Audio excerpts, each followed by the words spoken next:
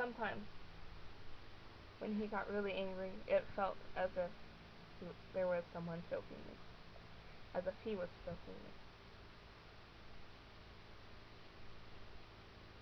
Of course, I agreed, only to stop it for a little bit of time, because I did not know how to stop it, nor at that time did I know anything that related to mind-to-mind communication other than what I could already do with the other spirits that were around me.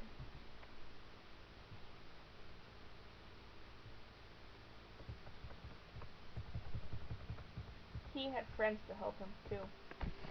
Over the years, the many and many years, he had collected souls that had negativity with them, and before those souls were even given the chance to move on and cross to the other side, he would swipe them up and make them his minions. Rapists, serial murderers, and more. Of all races and of all genders. He also experimented his sexual acts with animals, and he insisted that I tried it, to be shown why it was wrong, to show how it feels, the reasons for why it was awful.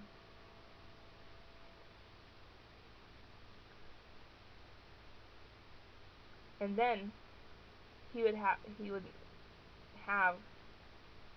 and then he would have them show me how it feels to not get any privacy, to always be told what to do. Those were the times that he was not raping me. He had thought that everything had a good and a bad side. Of course, he can never be wrong.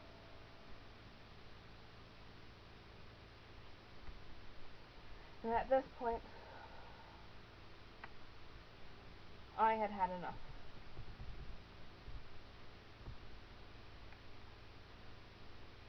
Something that occurred also during this time.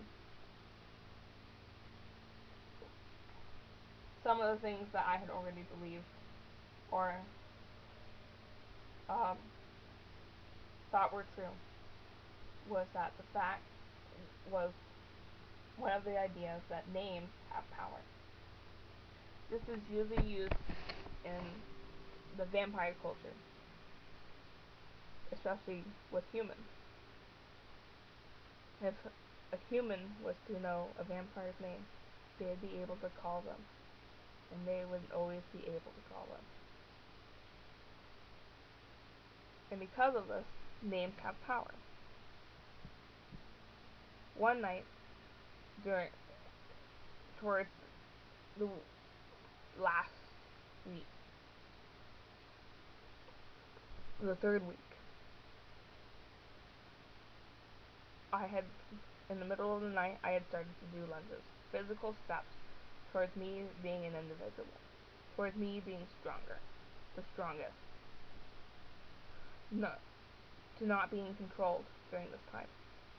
He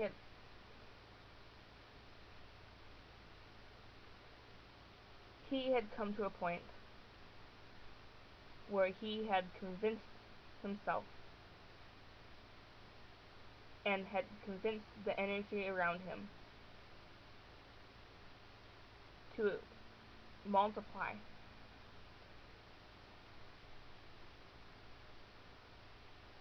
One of his steps, or one of the things he had always wanted to be, was an angel. And an archangel. As an archangel, he demanded that I give him my wings. I did. And as I did not need them, I gave him the orb that had my wings in them. And it was from that he dropped me in a pile of spirit-eating people. And he insisted that since he was the child or a child of God, that he was then, therefore, as powerful as God. He threatened that if I did not, since at that point,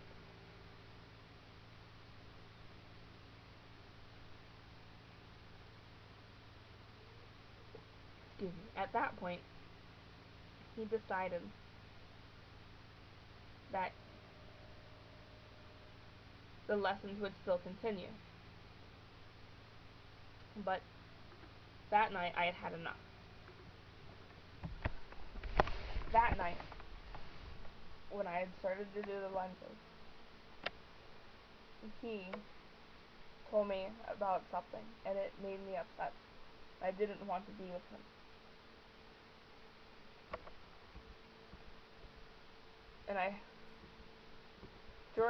And as I was doing my lunges, I would say something like,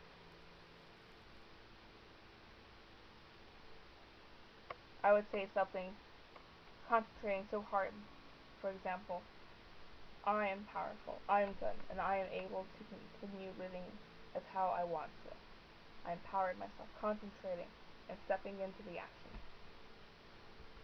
And as long as I didn't think of his name, as long as I didn't think of what he was saying, as long as I didn't hear him, I was winning. I was on the upside. I was living with my father and my stepmother, and because I was saying all this out loud to give me even more power, to give myself even more strength, my dad came down and asked me what I was doing. I didn't know what to tell him, so I just said I was doing some exercises. Every once in a while, I slipped, and though I would continue for 10 minutes, he would get some idea, and then he would try and attack again. And soon, I had no more words. I had no more words, no more thoughts. For if I thought anything, he would somehow manage to connect one thing to another and gain himself more power. This was when I stopped. I stopped and went upstairs. And since it was early in the morning, I asked my stepmother if I could see a psychologist. A psychologist. I told my parents, as I waited for an appointment, that I was so depressed over a friend's death and that I needed help to get over it. I was just saying this to help myself get out of the danger and to help protect myself and to help protect my friends.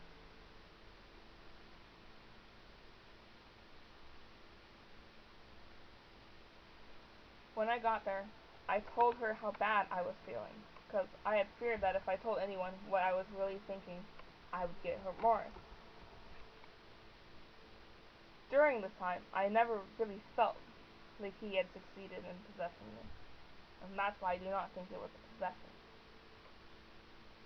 as he never really had the control over me. It was more like a physical and emotional abuse, assault. I was so scared. I did not know what was going to happen.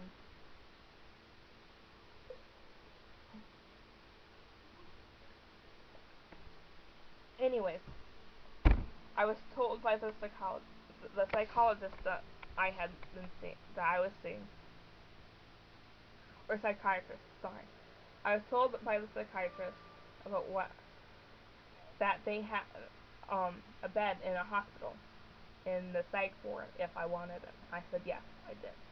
I said yes because I figured if I was not around people, if I was in a padded room, I could not hurt them. I could not hurt people. And if I did end up trying to hurt someone, they would be able to stop me. And if I had to in the end, I'd become a drill monkey.